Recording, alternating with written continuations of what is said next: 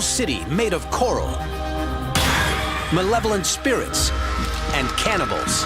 Every spirit has a dark source of power you really don't want to draw on. The more people you kill and the more you eat, the stronger you become. Cossacks, blood rituals, and the possible origin of all human civilization. It could be one of the oldest man-made structures on Earth. And what is the mob doing to the world's most dangerous volcano?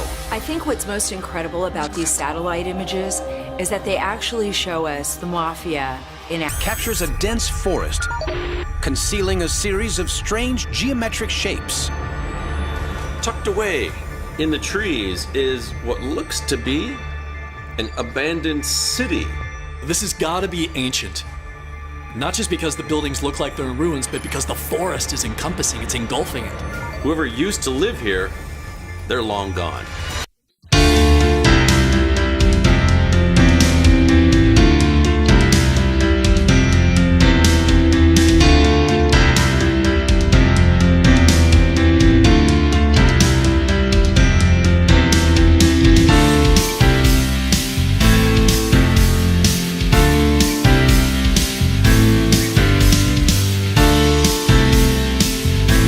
Because why is it not somehow on the record books? It's as if the city was erased from history or didn't want to be mentioned for some reason.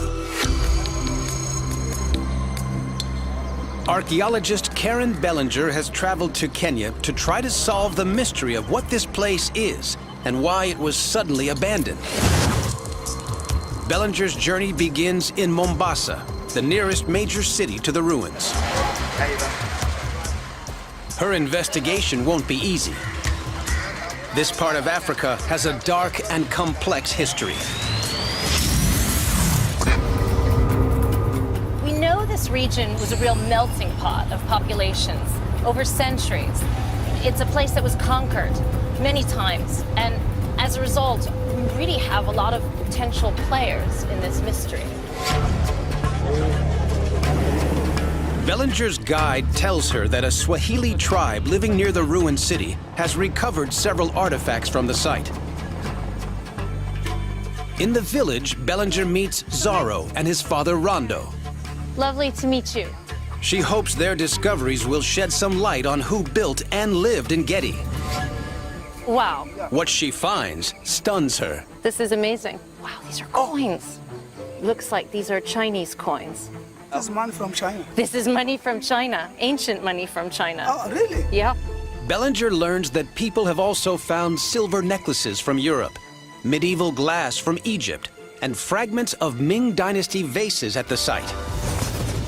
The artifacts are from so many disparate places, it suggests she has found the ruins of a prosperous ancient trading post. This population was incredibly sophisticated. That adds to the mystery of this. If these guys were so wealthy, so well connected internationally, who were they? If it was so prosperous, why doesn't anybody remember them? Bellinger believes the newest artifacts are around 400 years old, suggesting the city was abandoned in the 17th century. But when Zaro's father tells her about what else he has seen amongst the ruins, the mystery of Getty deepens. My dad saying that some years back, he have seen the spirits there. He wanted me to stay away from the room. The tribe's people's stories are the first clue that something malevolent forced the people of Getty to flee their city. You say that they are still in the ruins today? Yeah, they're still there. They will hunt you, and they can kill you.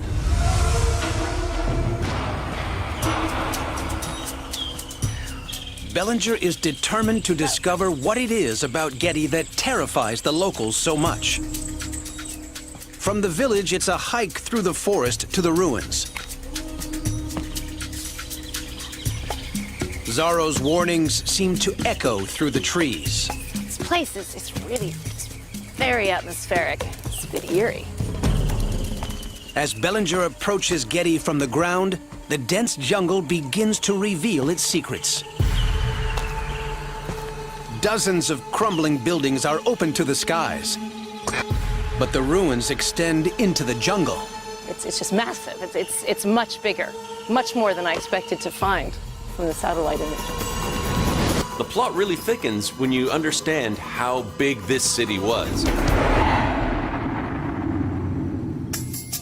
As Bellinger inspects the buildings up close, she discovers something bizarre. I've never seen anything quite like that. The ghost city in the middle of the jungle is made of coral. In Africa, typically people would have built structures of all kinds out of mud and timber. As she probes deeper into the city, Bellinger locates the remains of what appears to be palaces and large houses, and reinforced vaults, most likely used for storing gold and treasure.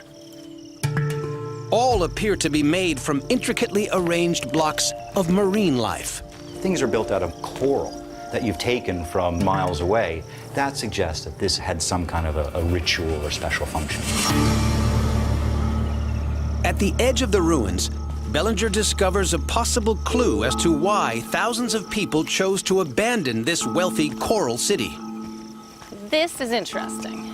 Sections of what appears to be two heavily fortified walls with holes cut out of them. These holes would have been used as spy holes, and potentially even for the use of defensive weapons of some kind. The discovery is another clue as to why Getty may have been abandoned. The people who lived here were terrified of someone or something. The city was quite well defended. Now, what were they protecting themselves from? That's the question. Coming up, terror in the jungle. Cannibals. Yes. They ate people. They would eat whoever they would get. This is real. This is not a horror movie. And the superheated cloud of death threatening millions of people. There is nothing you can do. You cannot escape. You cannot protect yourself. You will die.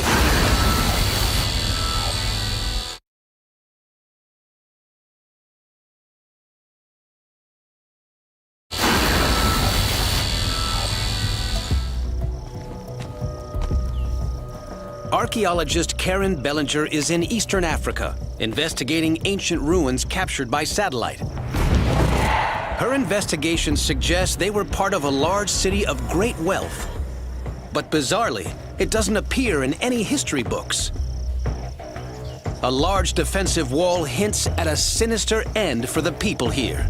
People in this city at some point were worried about the possibility of hostile outsiders or even invaders. As Bellinger explores a large building visible on the satellite image, she finds a clue as to who might have inhabited this ruined city. It's not what she expected. This is a mihrab. This is a space in a mosque traditionally that faced Mecca. Whoever lived here, they were Muslim. Following the death of the Prophet Muhammad in 632 AD, the Middle East suffers several wars over who would succeed him as the leader of Islam. The conflicts generate waves of refugees who migrate south, through East Africa and into Kenya. We know that Islam spread from Arabia and North Africa down to the east coast of Africa after about the 8th century AD. The mosque suggests that the city's riches were amassed by Muslim traders descended from these refugees. But the local Swahili tribesmen have warned Bellinger the ruins are now under the control of malevolent spirits. The city is the home of the jinn, supernatural creatures described in early Arabian mythology. According to the Quran, the jinn were created alongside humans. While humans were made out of mud and earth, the jinn were made out of smokeless fire. Jinn form the inspiration for the genie in the tales of Aladdin. They can shapeshift to take the form of humans and animals, and dwell in abandoned places such as ruins and tombs, many of which litter the site. The jinn are known to haunt certain places, and especially ancient places. The tribe's belief that jinn haunt the city provides more possible evidence that something evil happened here. every jinn also has a dark source of power you really don't want to draw on. They're aligned with Shaitan, Satan, so you really don't want to mess with them.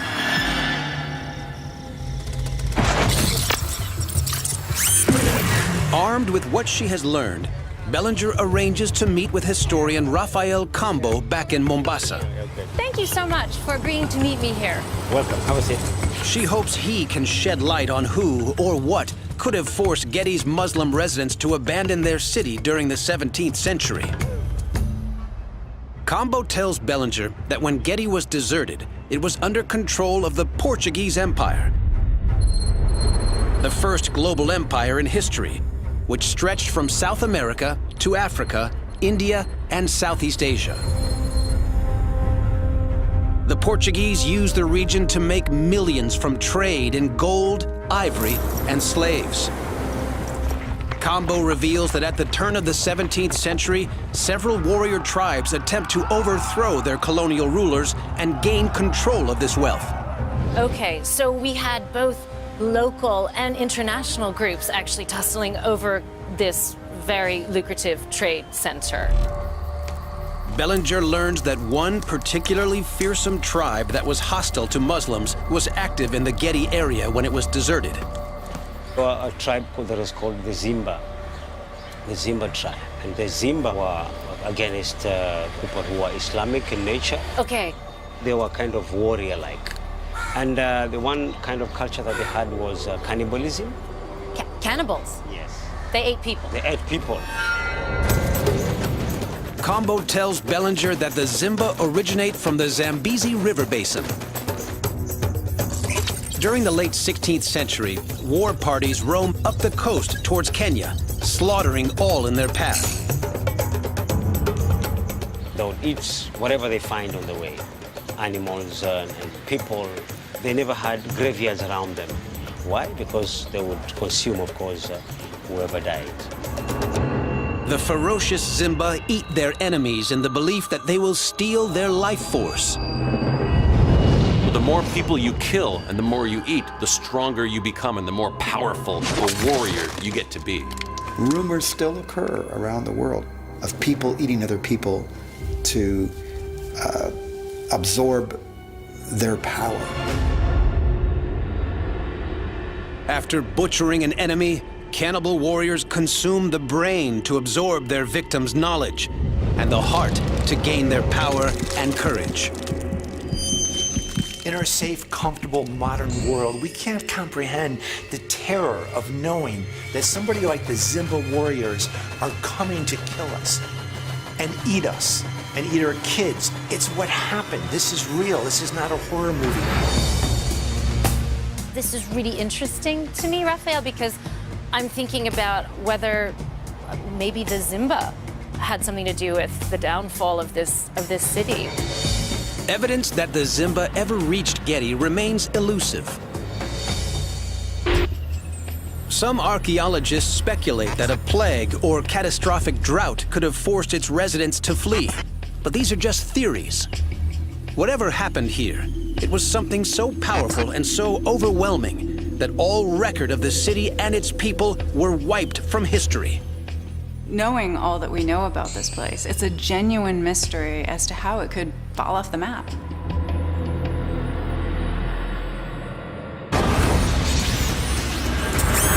Coming up, Vikings, slaves, and Nazis in the Badlands of Russia. Life during the time it was punctuated by the greatest brutality that humankind could inflict on itself. And a multi-million-dollar cover-up in the hellfires of Mount Vesuvius. You could get rid of evidence, you could get rid of bodies, you could get rid of almost anything you need to.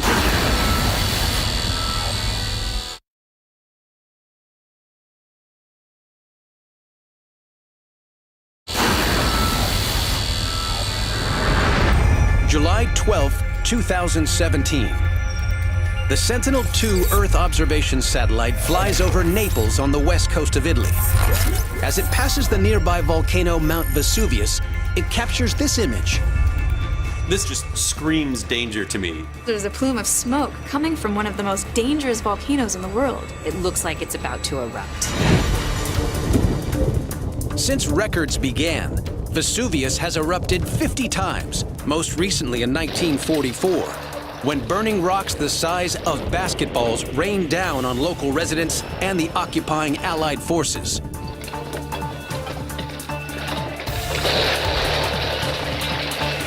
Another eruption is long overdue. Vesuvius can erupt as large as what we volcanologists call a VEI 5. 5 is big, 5 is huge. It is absolutely a hellish inferno when this volcano erupts. The volcano is so dangerous that the Italian government is paying citizens and families to move away from the flanks of the volcano. This is Europe's ticking time bomb. The nightmare scenario is that the satellite image shows the first phase of what volcanologists call pyroclastic flows. 1,800-degree clouds of gas and burning rock that sweep down the flanks of volcanoes at up to 300 miles per hour. Those are terrifying. There is nothing you can do. You cannot escape, you cannot protect yourself. You will die if you are caught in a pyroclastic flood. In AD 79, pyroclastic flows from Vesuvius annihilated the nearby towns of Pompeii and Herculaneum, killing an estimated 30,000 people. Volcanologists fear that a 21st century eruption will make Pompeii look like child's play. That's because the population of the surrounding area is so much denser. You have millions of people compared to tens of thousands of people. Yet when volcanologist Brittany Brand consults geological reports of the area, she discovers something doesn't stack up. When volcanoes erupt, they're not quiet. They produce a lot of seismic energy, and the thing that's curious here is that when this image was taken, the volcano was quiet. So what is causing the smoke? Analyst Bronwyn Agrios turns to the image for clues. The smoke actually isn't coming from like one central location like you'd expect a volcano to. There's a lot of smoke around the edges and the base of the mountain.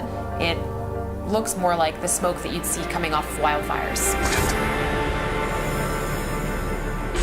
Agrios applies an infrared filter to remove the smoke plumes from the image. It reveals that these are no ordinary wildfires. You can actually see that there are literally dozens of fires. It looks like somebody has gone out and actually set these fires. But why would someone light a volcano on fire?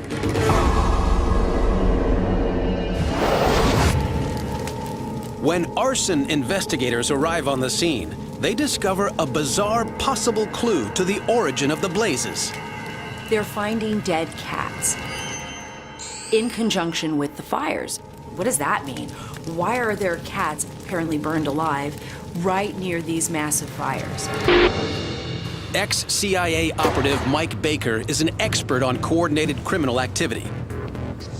He suspects the burned cat corpses represent a gruesome attempt by the arsonists to cover their tracks. What they do is they soak a rag, they tie it to the cat's tail, they light it on fire, and it goes off in this random pattern. But an arson investigator coming in after the fact is not going to see the traditional pattern that they look for when they're investigating post-fire.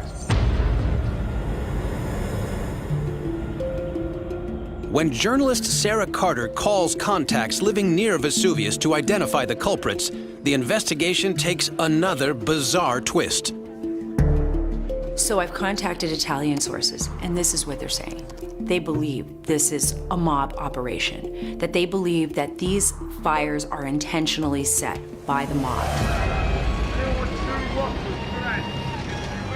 For most of its 150-year history, the Mafia's revenue comes from things like extortion, gambling, and drugs.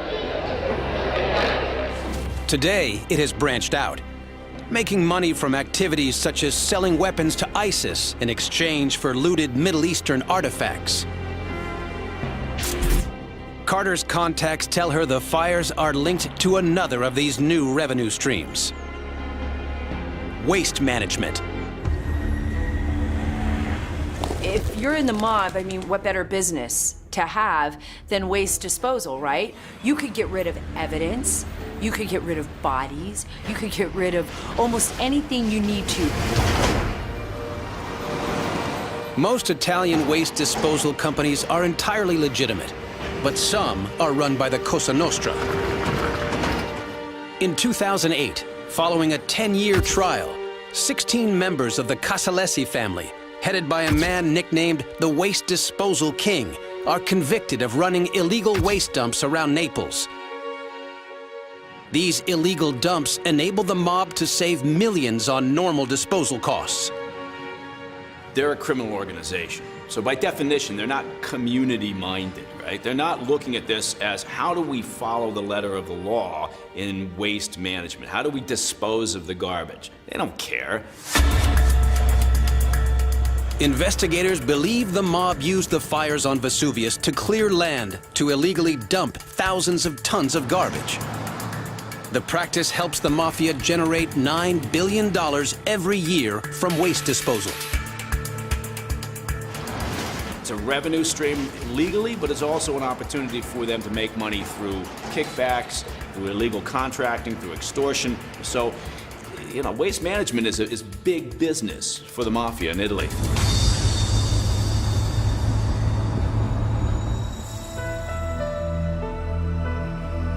Today, the smoke plumes are gone, but the dark specter of the mafia and the next Vesuvian mega eruption still looms over this part of Italy.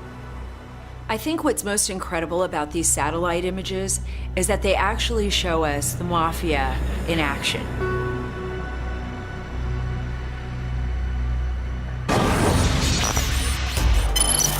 Coming up, a secret military base and Hitler's miracle weapons. These weapons were in every category ahead of their time. And suicidal satellites do battle in Earth's orbit.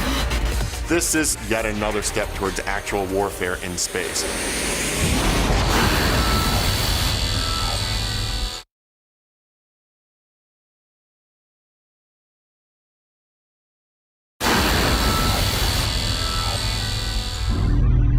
September 10th, 2013. As a satellite flies over a coastal inlet near Murmansk in northern Russia, it photographs this structure in the isolated landscape. It's very, very odd, very, very strange looking image. A perfect circular shape in the middle of the wilderness. You know, it's obviously man-made, but its purpose, that remains a mystery. The structure is surrounded by a moat of water. There's a texturing on it that looks old, you know, so it may have been here for quite a long time. The structure lies just 15 miles from the Norwegian border. It reminds some historians of strongholds built by Vikings. You're close enough to the Vikings for it to make sense.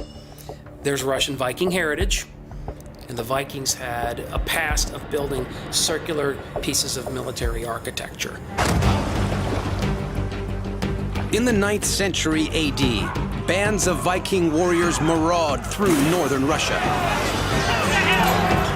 They took their ships down the Russian rivers. They were all over this area of northeast Russia. In fact, the word Rus actually means Viking. Many of these warriors were slavers, seizing up to 3,000 people in each raid. The mystery structure bears a strong resemblance to a circular Viking fort known as a Trelleborg, which literally means a fortress built by slaves. But analysis reveals a major difference between these forts and the construction in the satellite image. Viking settlements, although they might have been round in overall design, the size of that circular footprint was huge. This is just a few tens of feet across, so this is not a Viking settlement in my view. The mystery deepens when investigators discover more circular structures nearby, some flooded or concealed with water. It is extremely weird. It's not only this one, there's a couple of them in the same area that show the same sorts of formations. Perfect circles in pools. The uniformity of the structures suggests they were built in the 20th century. Analysis of a building near one of the structures enables investigators to pinpoint the date of their construction. It appears to be kind of in dilapidated condition and overgrown, and it points toward the Second World War as a potential time period that these sites belong to. On June 22, 1941, Germany launches Operation Barbarossa, a blitzkrieg invasion of Russia. Hitler's assault ultimately fails, but this area of Russia remains under Nazi control until the end of the war. When you consider that these structures fall within that occupied territory, it certainly opens up the possibility that the Germans built these.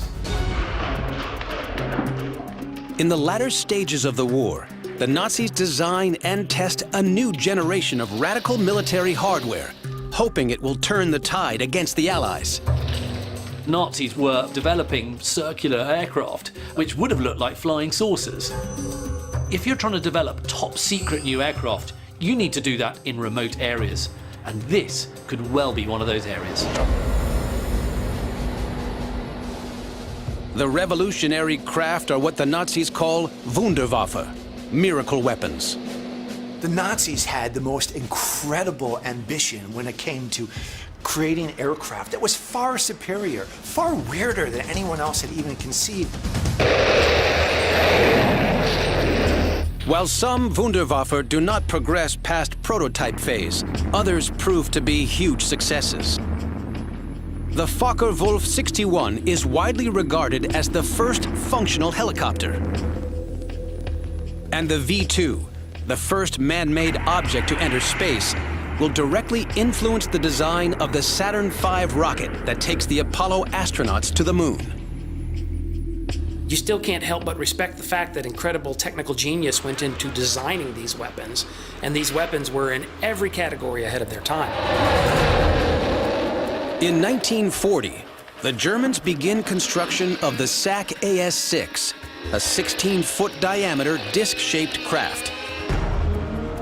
Rumors persist that the Nazis go on to secretly design and build a more ambitious circular vertical takeoff craft, a 137-foot wide jet-powered Nazi UFO.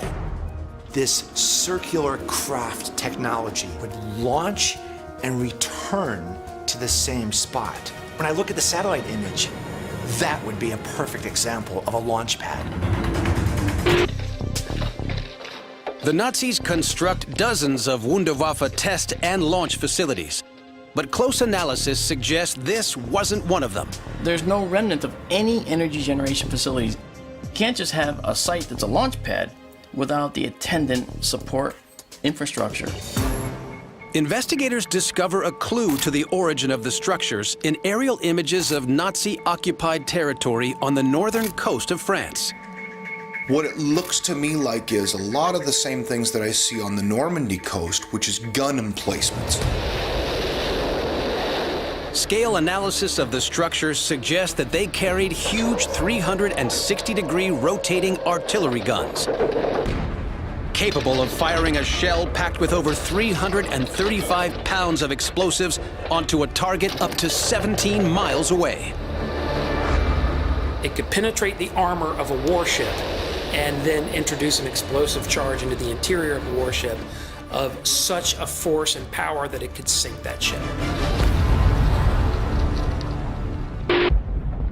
The question remains of what nearby Nazi installations were these huge guns protecting? Records reveal that following the end of World War II, the Soviet military limit access to the site for several decades. Whatever its purpose, this remote, overgrown base is a haunting reminder of the terrifying power of the German war machine. War doesn't just leave scars on humanity and people, it also leaves scars on the planet. And you only have to look at images such as this to realise that the remnants of war will always be with us. Coming up, pagan blood rites in the land of the Cossacks. These features we're seeing may have been almost like amphitheaters of sacrifice. And a space station goes AWOL in Earth's orbit. If this is about to crash into the Earth, well, it's kind of like getting a picture of the Titanic right before the iceberg.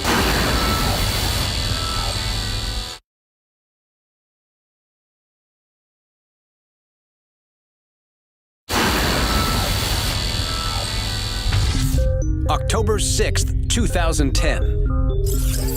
The Worldview 2 satellite captures this image in the skies over eastern Canada.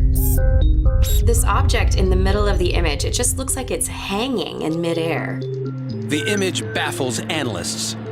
This image is interesting because it looks like a satellite. How the heck did they capture this satellite zooming under another satellite? The object in the image appears to be just a few hundred feet away.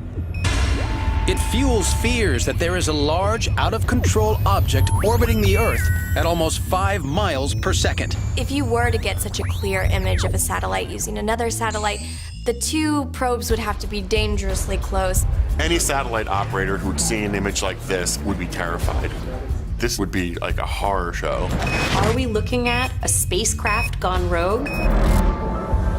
Investigators analyze the image for clues. The object in this picture, it has all these squares on it that look like they could be solar panels. When you count them, it's the same number as you would find on the Chinese space station.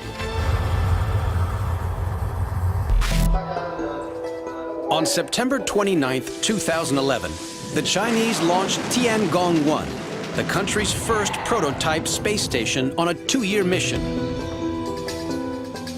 But after the Chinese Space Agency puts Tiangong-1 into sleep mode, the multi-billion-dollar mission goes bad.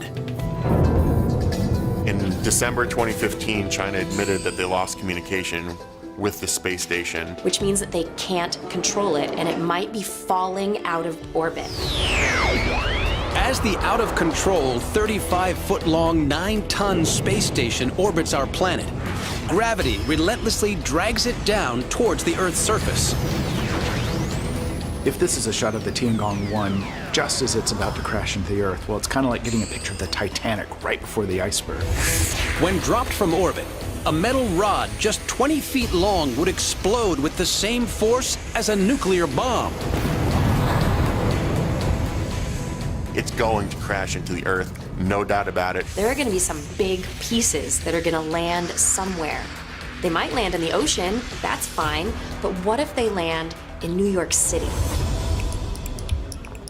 When analysts return to the image, they discover key differences between the mystery satellite and the rogue Chinese craft. But Tiangong doesn't exactly match what we see in this image. It's more of a circular module structure with solar panels that come out to the side. Aviation expert Joe Papalardo has another theory. This satellite isn't rogue. It's suicidal. China, Russia, and the United States are all interested in dominating space militarily. One way they do this is with satellites that collide with other satellites, suicide missions. In 2017, after lying dormant for 2 years, a mysterious Russian satellite suddenly and dramatically changes its orbit, heading straight for a Chinese weather satellite, coming within just a few dozen feet. If this is somehow a satellite designed to get close to another one for nefarious purposes, it would be yet another step towards actual warfare in space.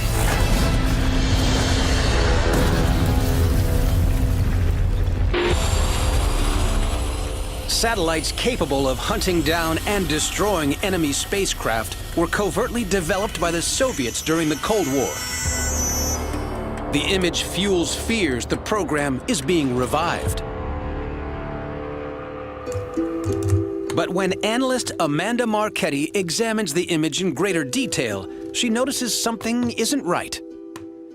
So if this were a satellite, I would expect these solar panels to be showing up very brightly. but they're not. They're very dark. As Marchetti zooms in closer, she discovers a clue to the origin of the mystery object. I actually can see a small boat sailing right outside of the main feature that we're looking at. So this all just leads me to conclude that this feature that we're seeing, that looks very odd, is in fact in the water. The suicidal piece of space hardware is, it transpires, a trick of the eye. A satellite-shaped fish farm seen from space. What are the odds that someone designed this fish farm and it looks exactly like a satellite, right? While the outcome is harmless enough, the image is a chilling reminder that war will soon be moving into space. It does open up a lot of questions over space, weaponry, and the future of this environment that we all have a stake in.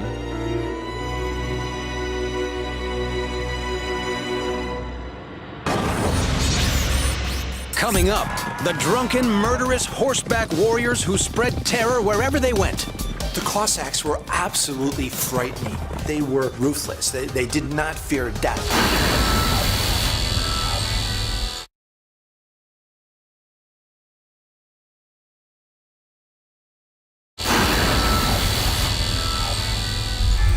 September 2016.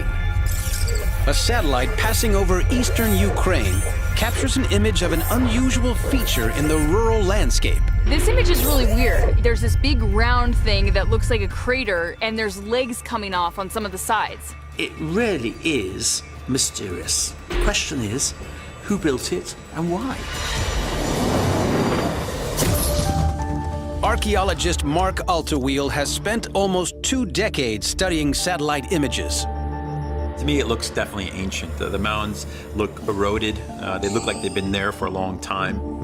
Altaweel considers if the structure could be connected to a people who dominated this landscape for centuries. The Cossacks. Cossacks were like the big bad boys of Eastern Europe. Mounted horseback with big curvy swords, headgear that looked intimidating.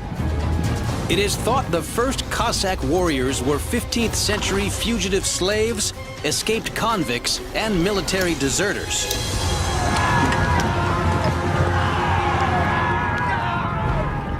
The horseback warriors' most feared weapon is the shashka, a fearsome curved saber that drew blood in battle right up to World War II. Those who witness them in action compare them to the mighty Spartans, only more drunk.